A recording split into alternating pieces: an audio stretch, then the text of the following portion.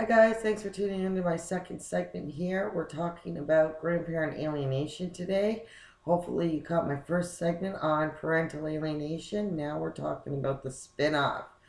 So what happens to a child when they are denied access to their loving grandparents? Well, the mental effects on children are phenomenal. What happens is you're trying to remove a part of that child's identity by removing his grandparents or her grandparents out of their life. So the mental effects that will cause later on in life is trust issues and relationship expectancies, which means a child will not be able to have a loving, nurturing relationship because they will feel like family members are disposable. If you have an argument or a disagreement with a family member, just toss them out and throw them away, and no harm will be done to the alienator itself. Why are children being used in this way in order to isolate them from all their other family members? Because alienators know that the one thing that is going to hurt you the most is by bringing your children or grandchildren into the middle of the situation. They have no regard for that child. It's not about that child. It's about hurting the other person. With grandparents who spend a phenomenal amount of time and are able to be real grandparents to their grandchildren, have a longer life expectancy, a less chance for Alzheimer's, dementia, and other mental issues and mental facts that help grandparents really thrive and live a normal, healthier life because they are interacting with their grandchildren on an everyday basis.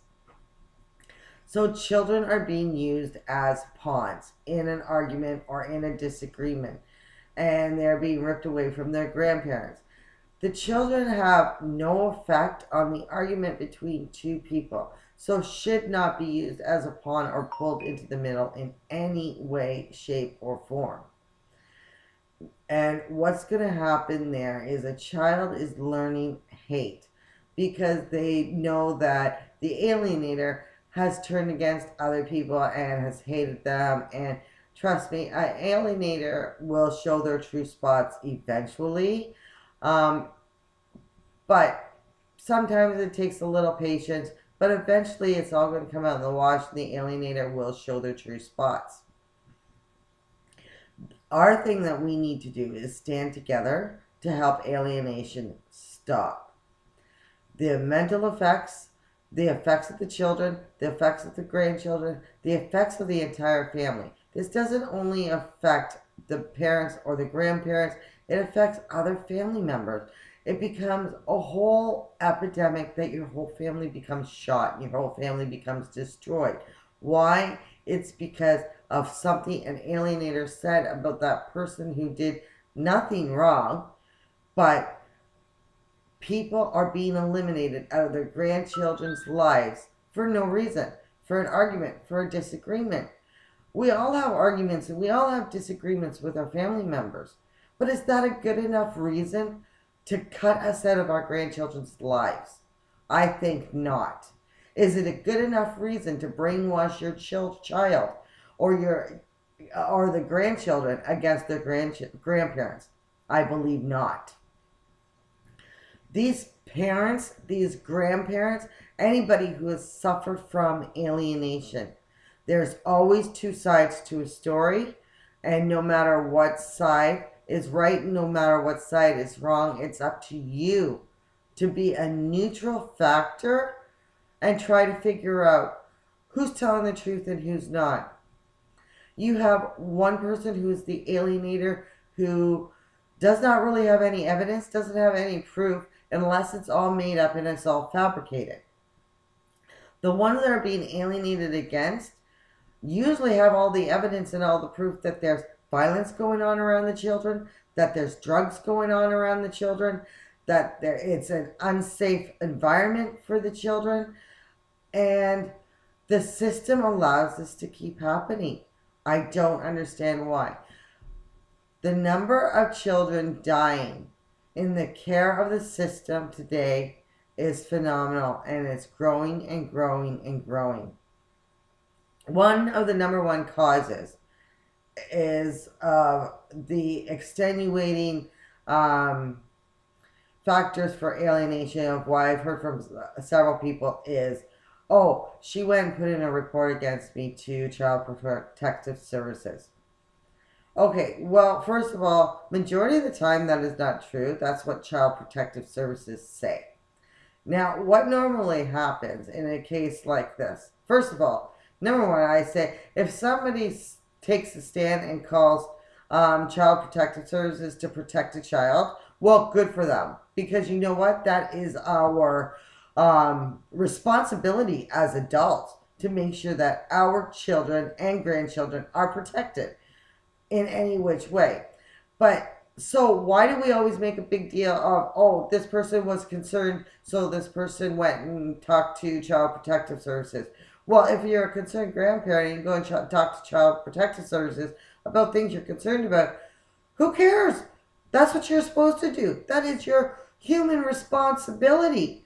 Not only as a grandparent, but it's a human responsibility for anybody.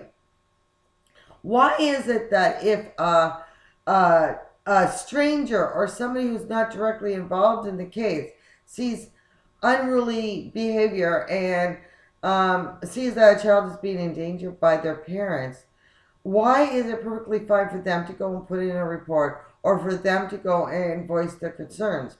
But if somebody who's directly involved in the situation goes and voices their concern to Child Protective Services, then they are all wrong. 100%, and they become the targeted parent even more because Child Protective Services gets involved and alienates them against their grandchild even more because they will continue to lie for the other person and they will continue to say things that are not true. Now, what happens in most cases is grandparents are being encouraged to go for counseling, especially if they're going to court. And what generally happens is the client will go into a counselor's office, talk about all their concerns with the counselor, and the counselor has that responsibility to go to social services and tell them about the problems themselves. Then what Child Protective Services does is they'll come back and they'll say, oh, well, this person who's directly involved with who's been directly alienated has come and told us this. Meanwhile, it wasn't that person. It was a discussion that was talked about in counseling, and the counseling person went to the CAS office. In all of these cases, we have grandparents who don't break the law, don't have anger management, don't have criminal records. But their children, on the other hand, have criminal records, have drug issues, have anger management problems, have violent tendencies, and these are all things that are being allowed to happen in front of our grandchildren. And this needs to stop. What happens when a child's exposed to this type of dangerous behavior? Well, we already have an overly populated jail system. And where are these children going to go when they break the law? When they feel like they're hopeless and there's no one else to go?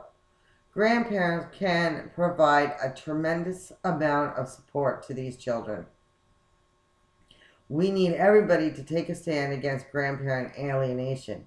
Write to your MPPs. Tell them your story. Tell them how this has affected you. Write to your legislation office if you live in the United States. My question is, if this is not a worldwide problem and this is not an epidemic, and this is not something that is extremely mentally damaging not only for the child but for the grandparents, why is there such a need for all these support groups and peer support systems put in place to help people get through this mentally damaging situation? Eventually, not one child is going to be able to have a grandparent. Why? Because the children are in control. A child who's on drugs gets to make the decisions.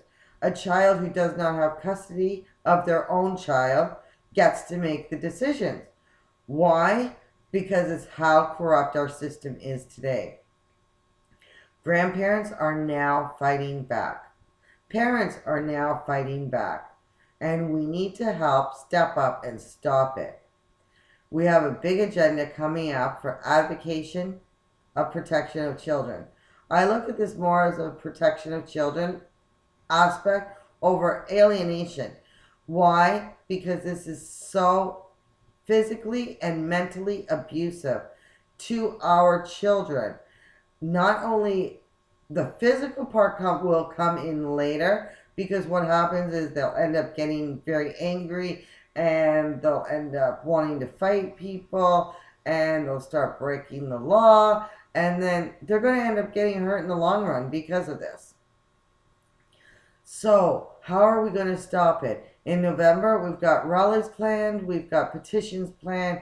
We will all be going into our MPP's office together as a group and saying we demand justice. This needs to stop. Now, let me ask you, if you are an alienated grandparent, or you may have a friend or family member that is alienated, and you've only heard one side of the stories, I urge you to ask that person one simple question. The alienators will be so dead set against it, I guarantee you. But ask that one person. If you've only heard one side of the story, ask that one person who's told you their side of the story, how willing they are in order to go to counseling to fix this, to put this child's needs first and foremost before their own. I can guarantee you an obsessed alienator would say that it's over, it's done, they have no interest in trying to fix the situation, and they will never go for counseling. A non-alienating parent or grandparent is willing to do whatever it takes to put that child first. They will go to counseling, they will do the work, they will do the therapy, they will do whatever it takes. If it means keeping their mouth shut for the rest of their lives and never saying another word about that child or about that parenting skills of the parent, they will do that. Why? Because their grandchildren are number one in their lives. So I urge you to do the research on the mental effects of the children, to do your research on grandparent alienation, and take a stand and help step up to end alienation. Most people are parents, but they are going to be grandparents eventually one of these days. My goal is to stop alienation from continuing on for these people who are parents and turning into grandparents. So if you need any help overcoming this situation, please contact me on my Facebook group at Alienated Parent Grandparent Peer Support Group in Canada. You can also reach me on my meetup group at Alienated Parent and Grandparents Halton area. Anything else, if you need to get a hold of me, please comments, anything you'd like to say, please, I'm all ears. We need all the help we can get. If you know a person who is going through this situation, please be a support for them. Don't take sides against them towards the alienator. The one thing people don't understand is alienation is victimization. And when you've already been alienated so badly from your immediate family as well as your own children, the last thing you need happening to you is to be re-victimized again.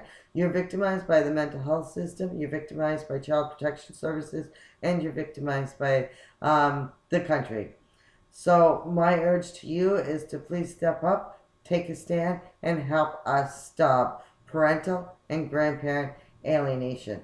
On my next segment, I will be talking more in depth about the extenuating factors and other outside influences that can contribute to parental alienation. Thanks so much and have a great day. We'll see you next time.